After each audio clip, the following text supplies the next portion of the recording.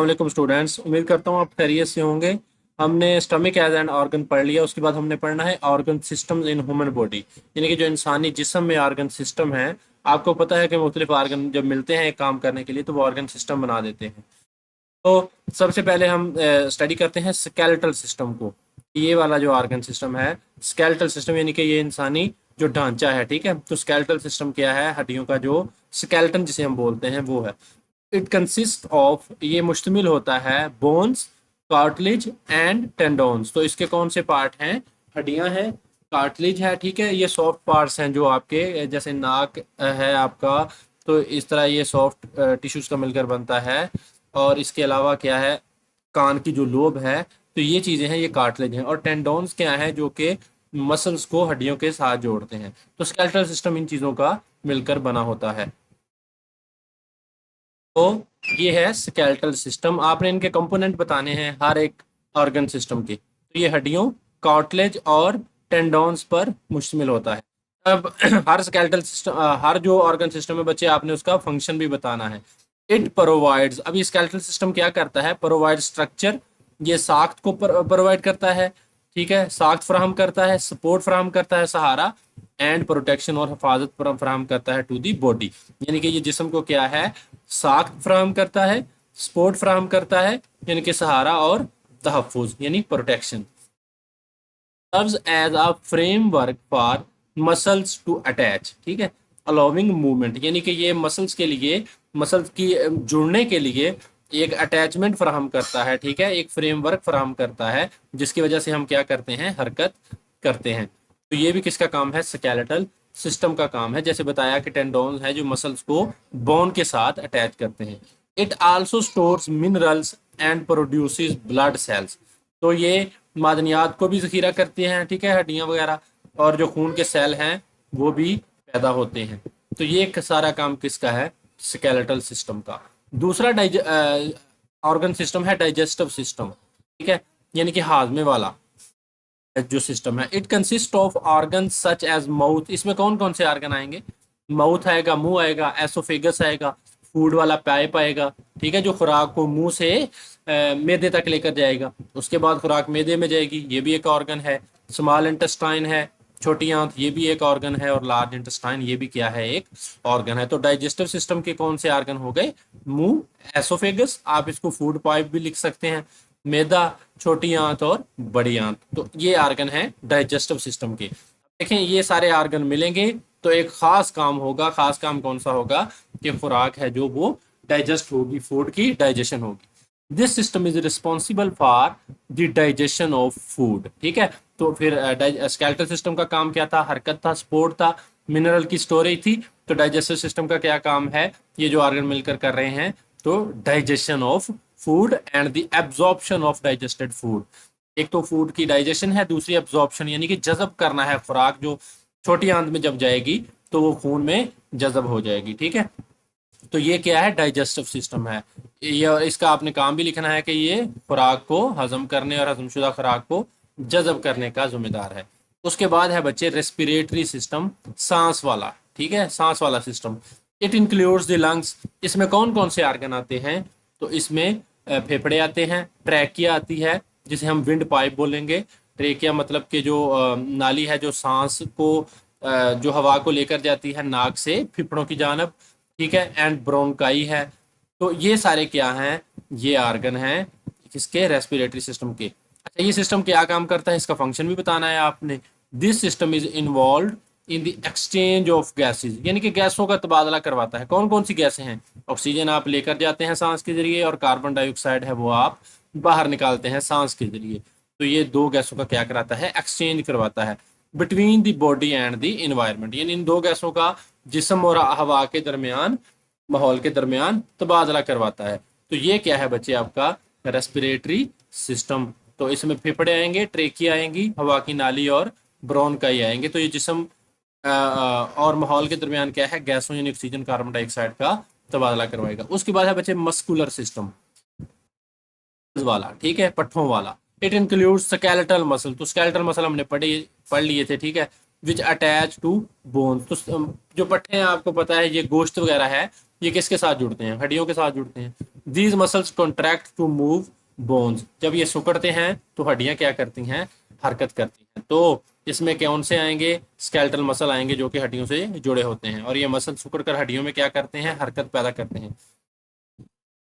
के लिए एक मॉडल भी बयान किया जाता है, वो आगे जाकर आप पढ़ेंगे इन चीज़ों को। तो अभी इसकी जो है वजाहत में हम नहीं जाते, अभी सिर्फ हम इनके ऑर्गन्स पढ़ रहे हैं, इनकी डिटेल अभी यहाँ पे मुमकिन नहीं। It allows movement and locomotion in the body, यानी कि ये जिस्म में हरकत पैदा करता है, और उस हरकत की वजह से क्या है, हम अपनी पोजीशन चेंज करते हैं, जिसे लोकोमोशन कहते हैं, यानी कि नकलो हरकत, जिसे हम एक जगह से दूसरी जगह जाना कहते हैं। ठीक है, ये सारा कुछ स्केलेटल मस्कुलर सिस्टम की वजह से हो रहा है। ठीक है, तो ये मसल सिकुड़कर हड्डियों में हरकत पैदा करते हैं, जिसमें जिस्म में हरकत और नकल मकानी होती है। मूवमेंट हरकत को बोलते हैं, और नकल मकानी क्या है, लोकोमोशन। ठीक है, यानी कि अपनी लोकेशन को चेंज करना। तो यहाँ पे आप इन चीज़ों को देख भी सकते हैं कि ये स्केलेटल सिस्टम है आपका, जो ये कार्टिलेज पर मुश्तमिल है, ये नाक में दिखाया गया है कार्टिलेज, ये हड्डियों पर मुश्तमिल है, और जोड़ों पर यानी कि जॉइंट पर मुश्तमिल है। इसके अलावा जो डाइजेस्टिव सिस्टम है बच्चे, हाजमे वाला, ये किन किन चीज़ों पर मुश्तमिल है, यहाँ पे आप देख सकते हैं कि ये लार्ज यहाँ पे अगर इसको आप देखें तो ये स्टमक दिखाया गया है यहाँ पे। ठीक है, माउथ भी है, यहाँ पे जो फूड पाइप है वो भी है। ठीक है, जिसे एसोफेगस बोला। तो उसके बाद जो है वो स्टमक भी है, मैदा है, उसके बाद स्मॉल इंटेस्टाइन है, लार्ज इंटेस्टाइन है, छोटी आंत और बड़ी आंत है। ठीक है, तो लीवर भी है, लीवर भी जो है वो खुराक की जो है वो डाइजेशन करने में अहम किरदार अदा करता है, जैसे बाइल सिक्रीट करता है और लिपिड्स वगैरह की ब्रेक डाउन करता है, जैसे एमल्सिफिकेशन बोलते हैं। उसके बाद जो रेस्पिरेटरी सिस्टम है, ठीक है, ये डाइजेस्टिव सिस्टम भी हो गया। उसके बाद रेस्पिरेटरी सिस्टम है बच्चे, तो रेस्पिरेटरी सिस्टम में क्या है, विंड पाइप दिखाया गया है। ठीक है, ये वाला हवा वाली नाली है, जो उसके बाद क्या है, लंग्स हैं, यानी कि फेफड़े हैं। तो उसके बाद मस्कुलर सिस्टम है, मस्कुलर सिस्टम है जो मसल्स वाला है। तो ये स्केलेटल मसल दिखाए गए हैं, पट्टे दिखाए गए हैं ये टांगों में। ठीक है, और उसके बाद क्या है, टेंडोन्स दिखाए गए हैं, जो कि पट्टों को, मसल्स को जोड़ते हैं हड्डियों के साथ। उसके बाद है नर्वस सिस्टम। नर्वस सिस्टम में क्या आएगा, नर्वस सिस्टम यानी कि असाबी निज़ाम। इट इंक्लूड्स ब्रेन, एक तो दिमाग आएगा, दूसरा स्पाइनल कॉर्ड आएगा, स्पाइनल कॉर्ड हराम मगज को बोलते हैं हम। ठीक है, एंड नर्व्स, और तीसरा क्या आएगा, नर्व्स आएंगी। तो इसमें क्या चीजें आएंगी, नर्वस सिस्टम में दिमाग आएगा, रीढ़ की हड्डी, और अच्छा यहाँ पे रीढ़ की हड्डी लिखा गया बच्चे, इसको आप अगर हराम मगज लिखेंगे ना तो, या स्पाइनल कॉर्ड ही लिख देंगे उर्दू में, तो ये टर्म ज्यादा सूटेबल है, क्योंकि रीढ़ की हड्डी है, ये स्पाइनल कॉर्ड की हिफाजत करती है। स्पाइनल कॉर्ड मेन चीज है जो कि नर्वस सिस्टम का पार्ट है। ठीक है, तो आप रीढ़ की हड्डी की बजाय यहाँ पे स्पाइनल कॉर्ड लिखिएगा, तो वो ज्यादा मुनासिब जो है वो टर्म होगी। इसका आप लाजमी ख्याल रखिएगा। तो गलती से भी लिखा जा सकता है, हो सकता है कि प्रिंटिंग में कोई गलती होगी।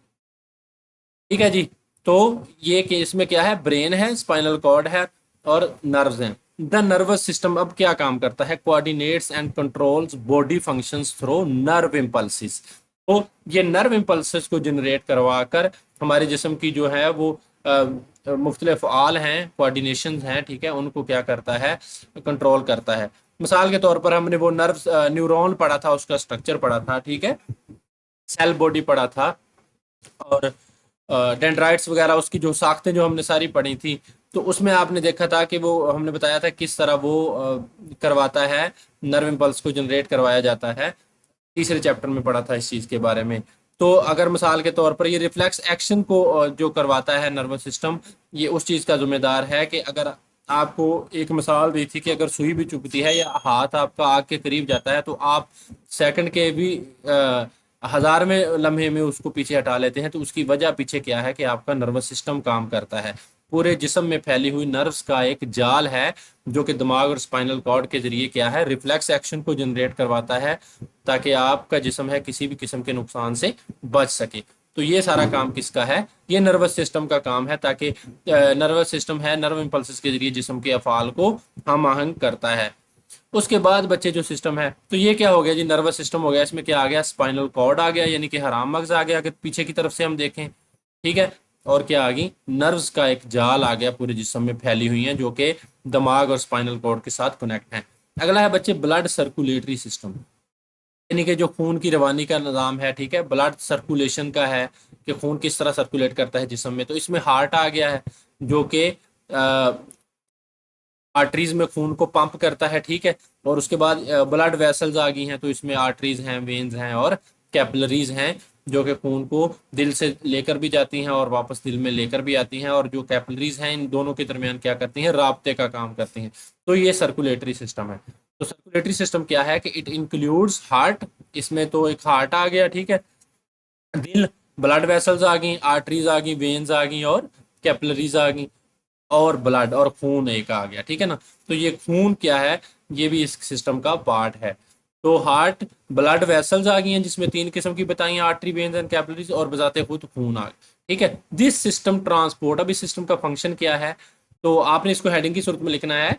अगर लॉन्ग के तौर पर आएगा, शॉर्ट भी आए तो आपने पहले ब्लड सर्कुलेटरी सिस्टम लिखना है, ठीक है ना। तो खून की गर्दिश का निज़ाम, उसके बाद यानी कि ये मार्कर इसकी हेडिंग देनी है, उसके बाद नीचे इसकी ये आपने डेफिनेशन लिखनी है कि कौन कौन सी चीज़ें हैं। फिर अलहदा से फंक्शन की एक मार्कर से आपने हेडिंग देनी है, फंक्शन लिखकर फिर नीचे उसका ये फंक्शन लिखना है, fail. This system transport oxygen, oxygen को ट्रांसपोर्ट करता है, न्यूट्रिएंट्स को ट्रांसपोर्ट करता है, खून में जो भी चीज़ें शामिल होगी उनको ये सिस्टम ही ट्रांसपोर्ट करेगा, हार्मोन्स को भी ट्रांसपोर्ट करेगा और वेस्ट प्रोडक्ट्स हैं जो पूरे जिस्म में को भी, बेकार मादों को भी ट्रांसपोर्ट करेगा। तो ब्लड सर्कुलेटरी सिस्टम क्या है, दिल है, खून की नालियां हैं, शराने, आर्टरी, ठीक है ना। शरियानों को हम आर्टरीज बोलते हैं, जो वरीदे हैं उनको वेन्स बोलते हैं, और जो कैपिलरीज हैं और ये और खून है, ठीक है। तो ये चीजें हैं ब्लड सर्कुलेटरी सिस्टम का हिस्सा। ये सिस्टम पूरे जिस्म में क्या करता है, ऑक्सीजन, गजाई अज़ा, हार्मोन और बेकार मदों को ट्रांसपोर्ट करता है। तो ये थे आपके जिस्म के जो अहम जो हैं ऑर्गन सिस्टम्स थे। इसमें रेस्पिरेटरी सिस्टम हमने पढ़ा, डाइजेस्टिव सिस्टम पढ़ा, स्केलेटल सिस्टम पढ़ा, ठीक है, मस्कुलर सिस्टम पढ़ा और ब्लड सर्कुलेटरी सिस्टम पढ़ा। तो आज का लेक्चर यहाँ तक ही बच्चे, आगे है जो वो होम्योस्टेसिस है वो हम अगले लेक्चर में इंशाल्लाह स्टडी करेंगे। तो बच्चे आपसे रिक्वेस्ट है कि आप चैनल को सब्सक्राइब करें। यहाँ उर्दू और इंग्लिश मीडियम की जो लेक्चर सीरीज है वो अब हम 5वां चैप्टर भी कंप्लीट करने जा रहे हैं, उसके बाद अगला चैप्टर शुरू होगा, और जो केमिस्ट्री के लेक्चर हैं वो भी अपलोड मैं कर रहा हूँ। इसके अलावा हर वीडियो के नीचे आप देख सकते हैं कि मैंने ज़्यादातर जो है वो क्विज़ हैं जो बोर्ड के पॉइंट ऑफ व्यू से इंपॉर्टेंट MCQs हैं, कंसेप्ट बेस, वो भी मैंने अपलोड किए हैं, तो आप वो भी अटैम्प्ट करके अपना जो है वो नॉलेज चेक कर सकते हैं। बच्चे बहुत शुक्रिया, जज़ाकल्लाह। अगले लेक्चर में मिलते हैं, अल्लाह हाफिज़।